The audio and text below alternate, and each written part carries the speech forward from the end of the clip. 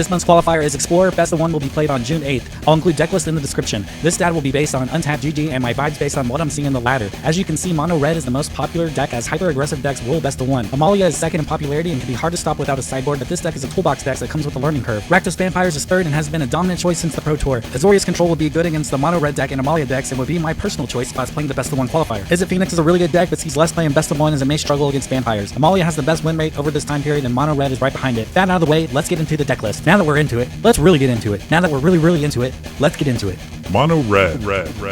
Really no surprises here with mono red. Slickshot can be plotted and used to one-shot the opponent when you have a bunch of mana available to spend on spells. Shame on you for playing this deck. Amalia. I think that if you can pilot Amalia well, this deck will have your highest chance of winning. Most people stay away from it because of the complexity of toolbox decks. This deck wins by having a creature that gains you life, and Amalia and Wildgrowth Walker will trigger continuously until you have a ton of life. You can filter through your deck to leave a Aether Flux Reservoir on top to one-shot your opponent. Vampires. This deck has the potential to turn 3 Vein Ripper, and that is very hard to beat with picking your opponent's hand apart with discard initially. If you want to respect other vampire decks, play Shielder's Edict or other sacrifice effects. Boros Heroic.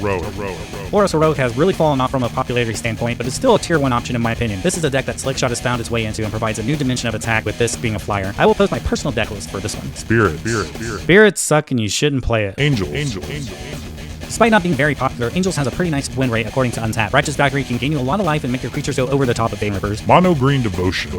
Mono green has picked up in popularity lately with the new card Outcaster Trailblazer being a solid draw engine. You can have very explosive turn 2s and 3s if you're able to start out with a Leyline in your hand, an Eternal and Elf, or Sunken Citadel. Phoenix is the best deck, in my opinion, for best of 3, but struggles a little bit more in best of 1 against all the vampire decks. If you want to play Phoenix, configure your deck to be good against Vamps, and it's already a decent matchup for the mono red deck. We'll post another metagame breakdown for best of 3 next week. Good luck out there.